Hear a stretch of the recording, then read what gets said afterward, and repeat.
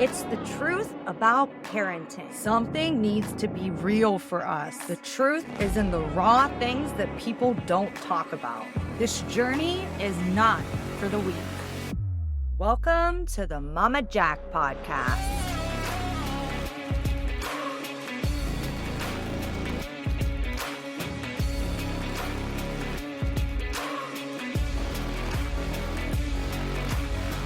Hi, Tia. How are you?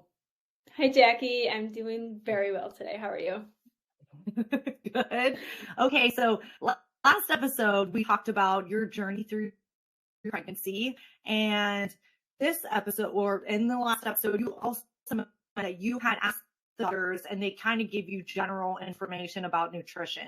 And you had a career in nutrition. So what did you do with that after you had your baby? Like, where did that lead you? Tell us about what you do now.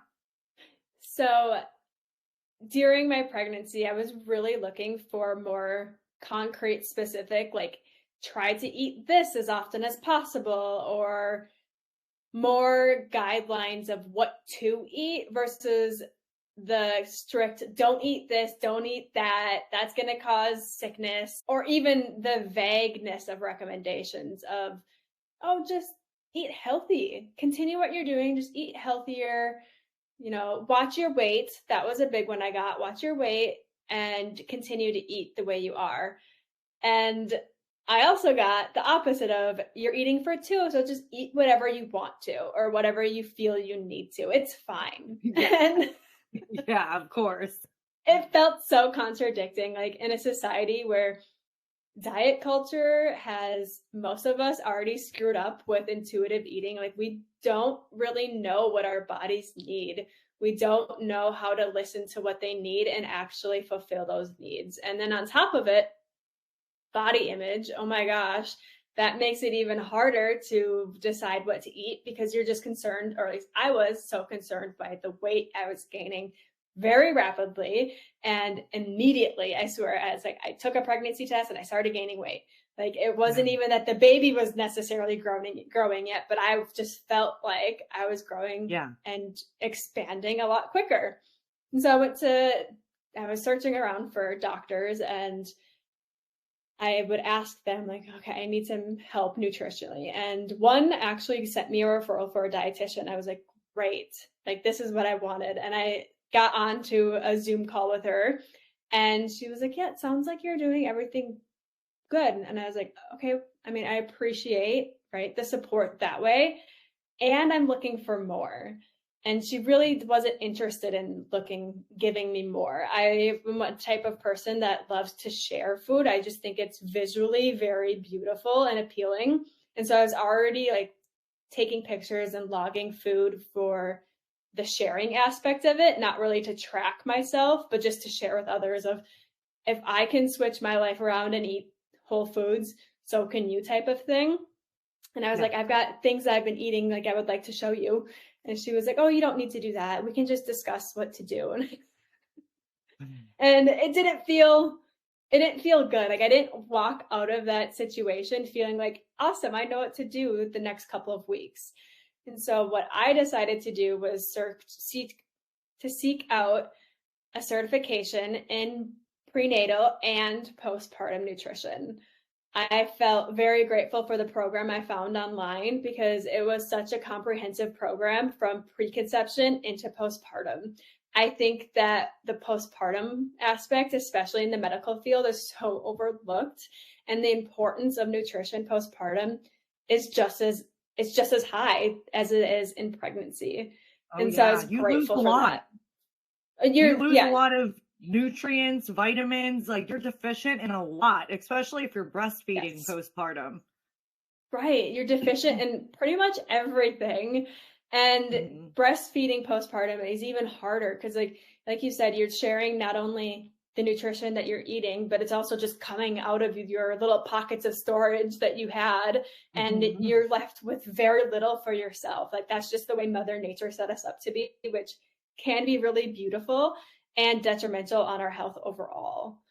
So now my focus is to help preconception to postpartum women and people just feel confident in the way that they're eating to help benefit their whole person health. So I don't focus just on the nutrition. I want them to come from this heart-centered approach. And so there's judgment-free. It's all based around giving yourself grace, because as we know, the real lived experience of pregnancy and postpartum, it can be really hard to actually meet our nutrition needs. Yeah. Yeah. Especially when you're sleep deprived and you have a baby attached to you. And yes, absolutely. Yes. So I welcome women at all stages of preconception and postpartum. And the reminder of postpartum goes significantly beyond those 6 weeks that the medical system likes to focus on. It can go years down, right? It takes years for our nutrients to rebuild and get back to a baseline that actually makes us feel like ourselves again. Yeah.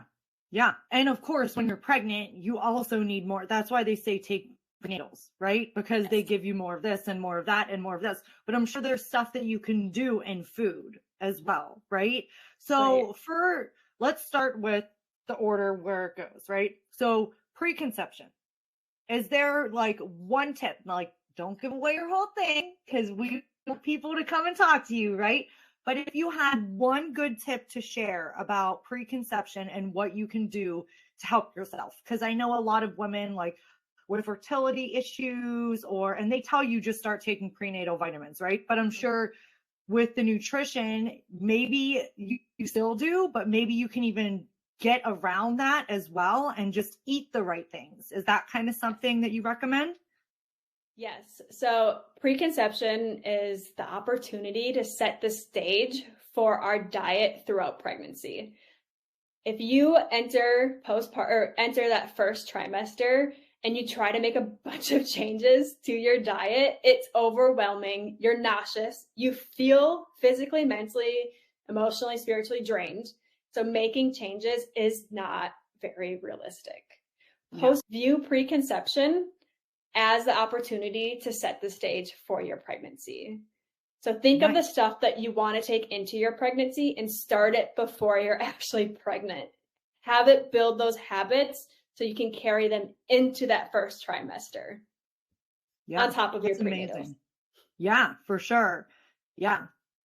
Oh my goodness. Yes. Because you're not thinking about that once you get pregnant. A lot of people are sick for up to 13 weeks. Sometimes people are sick their whole pregnancy. So I can completely understand how like mentally you need to prepare. And even we've talked about this before. I'm a prenatal postpartum trainer certified with Oh Baby Fitness. I'm not a nutritionist, but the way I always recommend to people how to change your diet is don't just dive into it.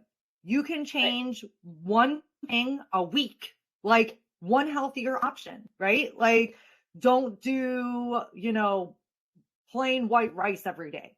Throw in quinoa, throw in whatever other grain you can throw in, right? Just switch it up. Or your milk, if you drink whole milk, maybe consider a couple of days a week popping in another option that maybe isn't as like, milk is like even filled with sugar, so it's like, check the quality way more than me. But yes, so like the quality for sure. And is that something that you kind of start with? Yes. Like you give them little by little integrating, so it's not like a system shock, right?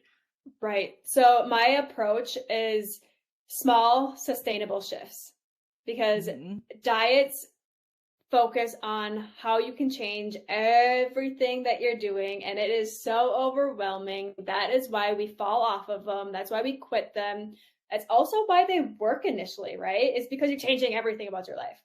Yeah. And after you're done with that, it kind of, you just slide back down the hill you're at even farther.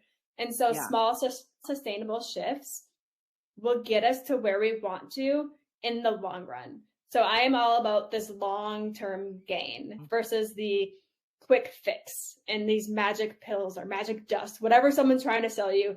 If it sounds magical, walk away, because it's not going to work long-term. Right. I always say that too. Like There's nothing that's like, because people, they always ask me the questions too. How do I lose my belly fat? And I'm like, you got to go into the details then. And you're like, I need to burst your bubble. Tell me about your lifestyle habits. Right.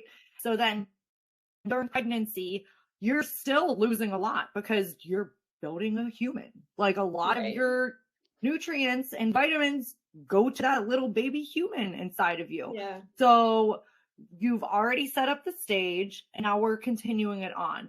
Do you add anything in particular whenever you go into pregnancy? Like, do you up it a little bit or, allow for some wiggle room? Like, what is your approach? Definitely. So for that first trimester specifically, depending on your level of nausea and what you can actually stomach, my approach is to eat. Allow yourself to eat without feeling guilty about what you're eating. And then I want to take a look at, okay, so what are you able to stomach? Let's take a look. I prefer people come into our sessions with photos of their food for 3 to 5 days to get a really realistic idea of what they're eating, not to judge it, but to come in and give tips for how can we add a little protein source to that snack that you eat? How can we add anything to the next meal to help support your body while growing this baby? Because like you said, it does take a lot out of us mentally and physically. And if we can just take those small sustainable shifts to add one thing that's doable, especially protein in that first trimester, and then carry that on throughout your pregnancy, it's going to benefit both you and your baby.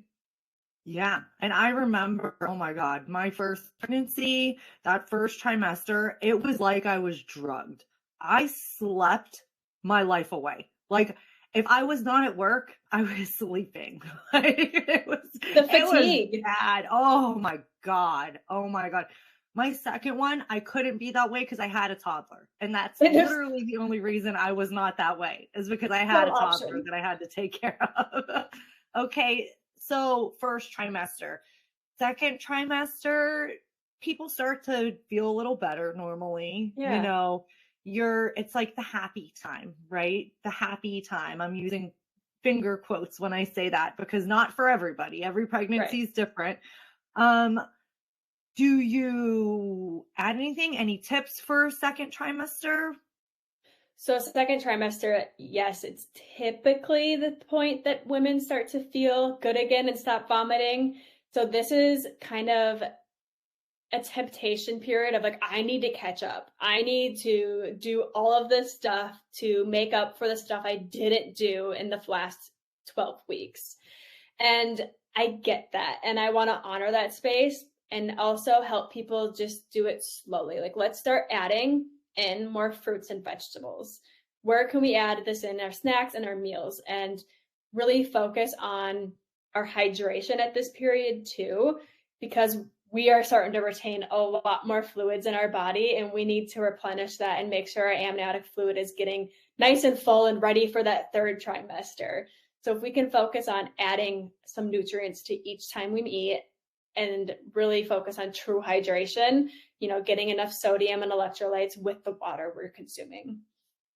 Yeah, I remember having a pregnancy bottle where I filled it 2 or 3 times a day, and it had the times on it, and then had my little week stickers I was able to put every week, and it said, how long the baby is and their possible weight and what fruit they were that week or whatever it was, fruit or veggie.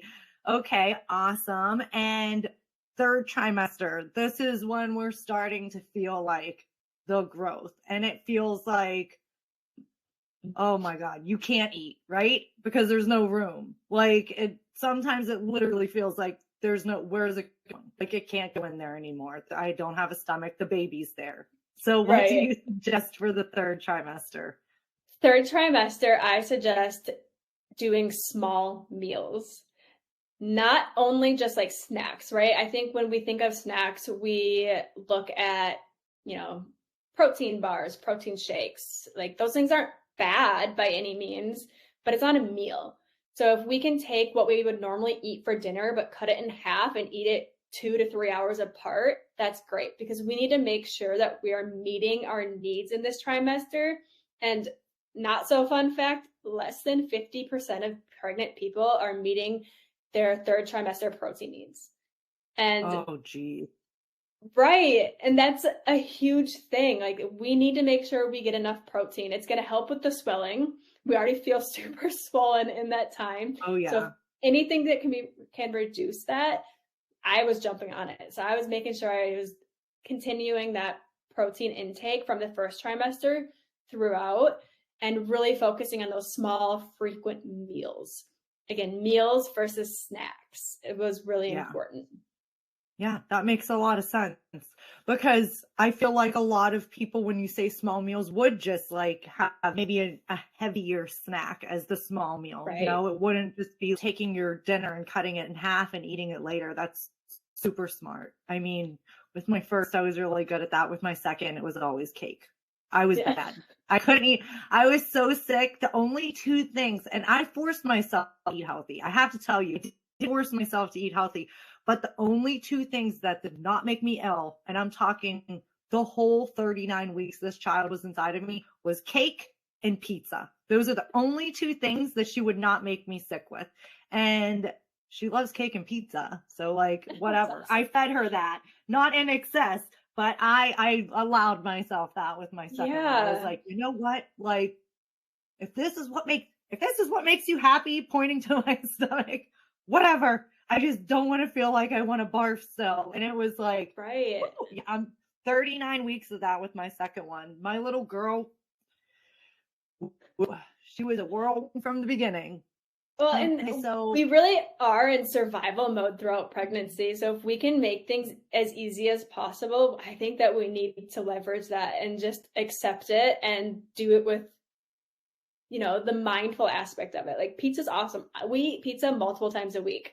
I'm now at this point where I'm making my crust and we put spinach on it and different veggies. Like, we can have a good version of pizza versus this ultra processed pizza that we have to pick up for $5. Like, there's a difference between the two, and honoring that and accepting that and teaching yourself different ways to get through it in a way that feels really aligned and centered with yourself, and not from a place that feels mad and angry at yourself or guilty for eating these quote unquote bad foods. Yeah, I love that. Yes, the guilt. Oh my goodness, the guilt. But I have to tell you, I didn't feel guilty. I was like, good. No, I'm eating the cake. Yes, with my pregnancy, I loved the desserts. Loved them. Oh my God, that's so funny. Okay, so I'm sure with postpartum, there are different categories, right? There's probably like fresh post, I don't even know what you would call it, like the first couple weeks, maybe before you get your milk. And then if you're breastfeeding, there's probably nutrition that goes with that. If you're not breastfeeding, there's probably nutrition that goes with that, because you don't want to be eating all this stuff that's producing milk to make you maybe in pain or anything, because we know when that milk comes in, it's like, oof, you know, like it's there. So the first couple weeks after pregnancy, of course, we're losing blood still. People don't realize. So I'm sure a lot of women tend to be anemic. So is it like iron that you would add in there? Is there something special that you suggest? Iron is huge. Yes. Our mineral depletion at this time needs to be a focus. So rebuilding our iron, our zinc, our magnesium, like our mineral rich drinks with like bone broth and coconut water, or water with just lemon and salt, like those little things that are actually not taking a lot of energy and time out of your day. Because fresh postpartum, you don't have time, you don't have energy. Like, you are just learning how to be a mom. You're learning how to take care of this new human's needs. And at the same time, you are healing physically and emotionally as well. So focusing on our foods, like our red meats and our organ meats, animal proteins are really good. But if you're not an animal protein eater, you can focus on like your leafy greens, your spinaches, and even zinc. So beans and seeds and nuts. And dark chocolate is actually a really good thing for this time because of all the magnesium and zinc within that. Oh girl, I was doing good before I knew it, because every time I pumped with both of my kids. The one I tried to latch for 2 months, it was crazy, but I pumped. I did. I was a pumping machine. I was a cash cow is what I called myself. And I ate Kind bars, the dark chocolate ones with all Sure. the nuts and the dark Yes. chocolate on it. Like that was my go-to snack pretty much with both pumping sessions. Sorry, it's floating in the air.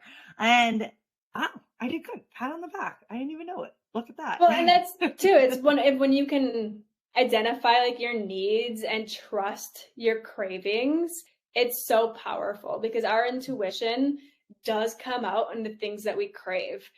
We just have to be able to identify the right thing that is going to satisfy that craving, that true need, versus that ultra processed desire that sometimes our palates are conditioned in ways that our society just, the food system is a whole nother subject on that. And so Yeah. tapping back into like those whole foods as much as possible, that is what's going to set you up for success nutritionally at any stage in pregnancy, postpartum, preconception, life in general. Mm-hmm. Yeah. Yeah. That's amazing. So yeah, postpartum.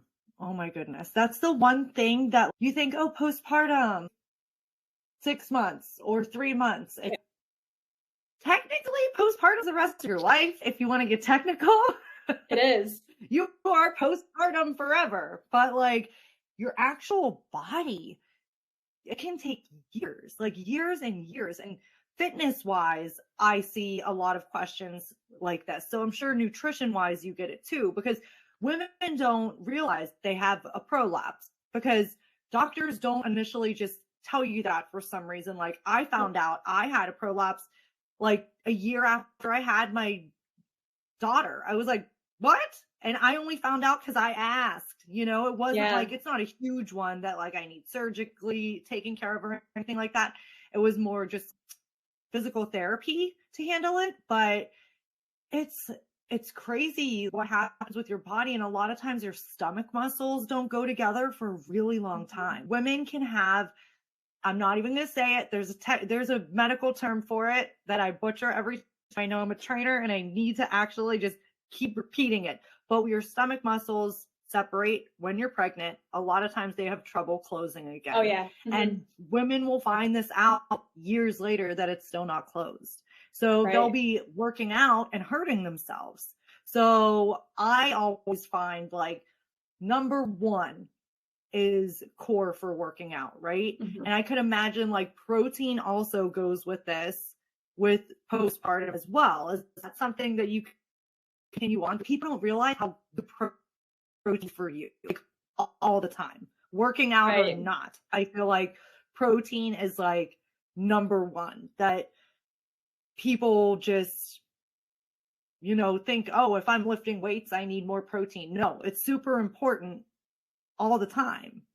It's so true. And the quality of protein is huge. Like not all meat, eggs, and dairy products on the shelf are created equal anymore. And it sucks because it can be really overwhelming. But if you learn how to read your labels, learn how to identify the marketing scams out there, you can set yourself up to be empowered in making those decisions and rebuilding your nutrient depletion in such a way that is empowering and really set you up for long-term health. Because it's so confusing, because like nutrient depletion affects every component of health. It affects our healing, our energy, our mood, our baby's development, our hormonal issues, our subsequent pregnancies, daily quality of life. It affects everything. And the symptoms we see for nutrient depletion are insomnia, brain fog, fatigue, exhaustion, weight gain, mood swings, decreased immunity, anxiety, depression, low libido, irregular periods.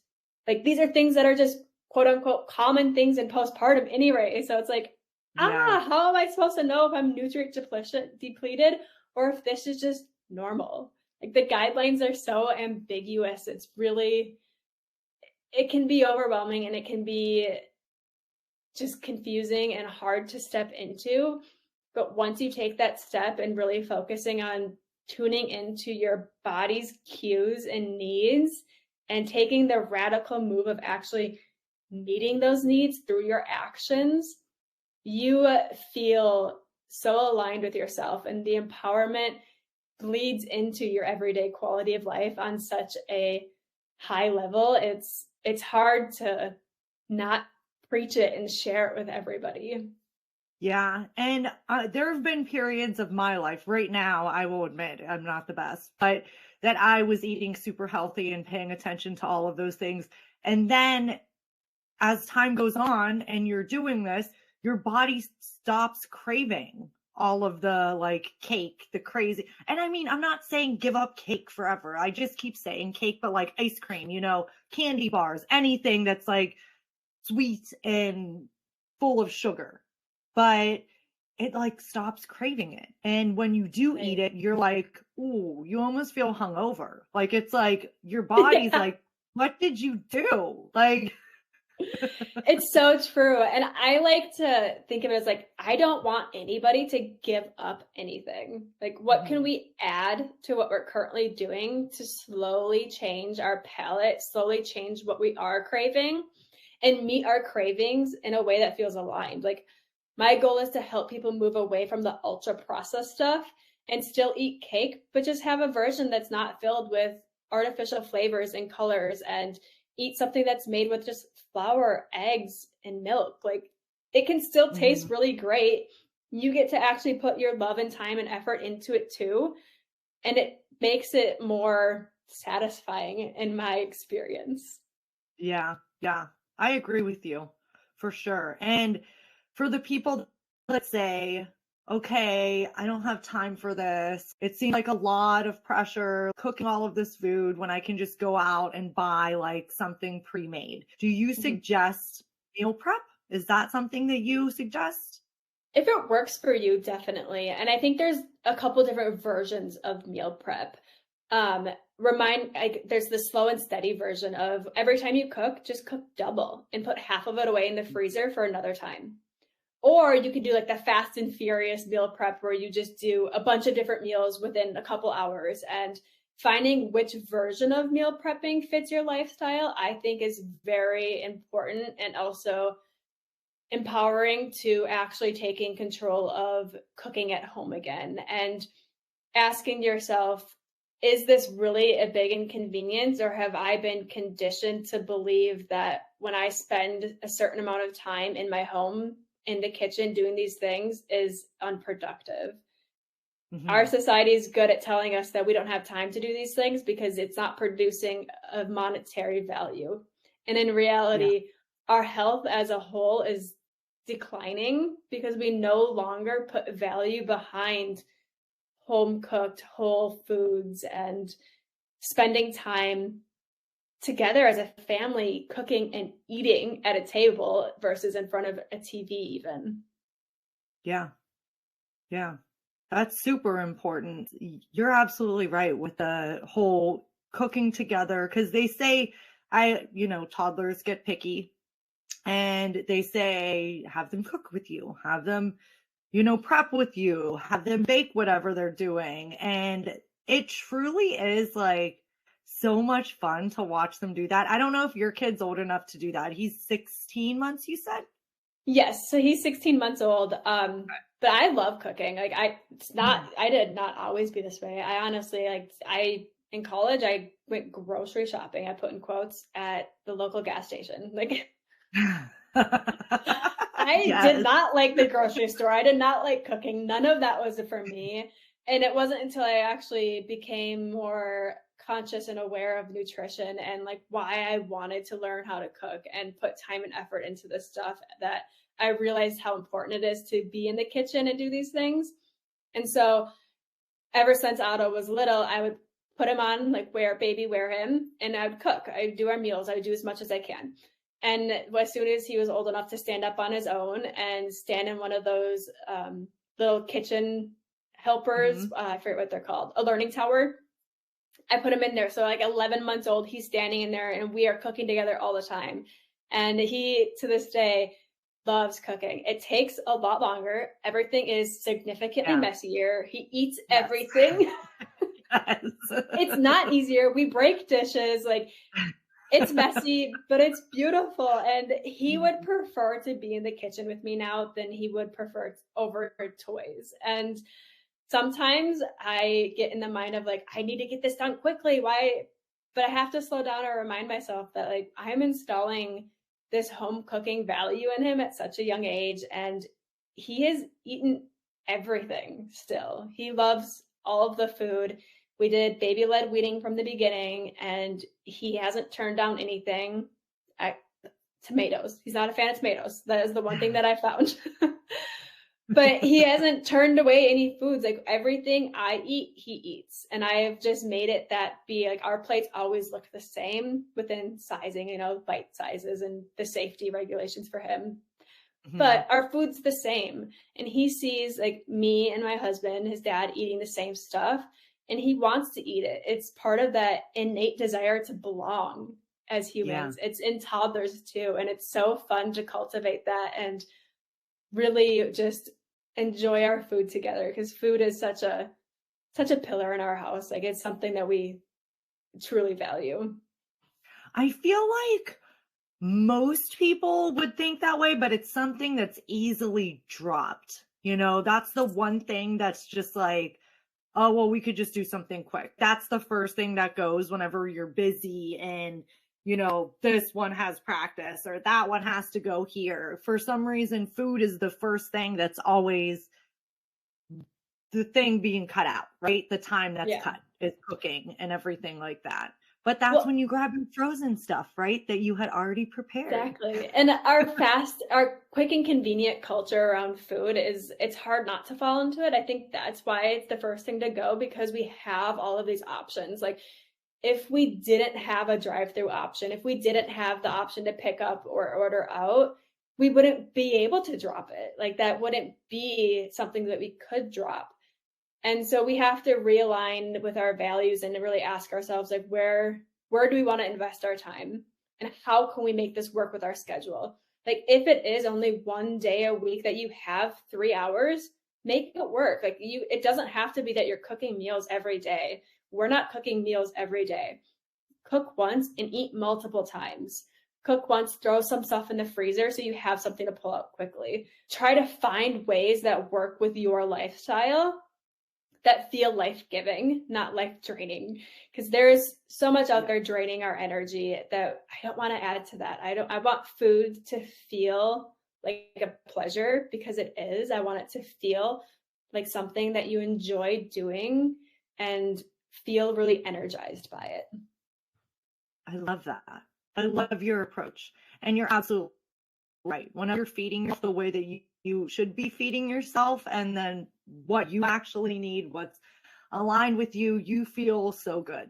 You truly do. Like it's easier to get up. It's easier to go to bed.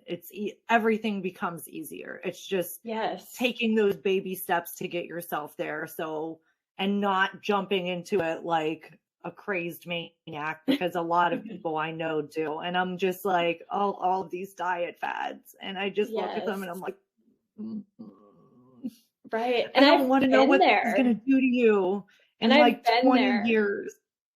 Like, oh God. Okay. Like, I'm not trying to judge. I just get worried. Like I honestly get worried about some of it, because I'm like, that's a lot to take in, particular diets.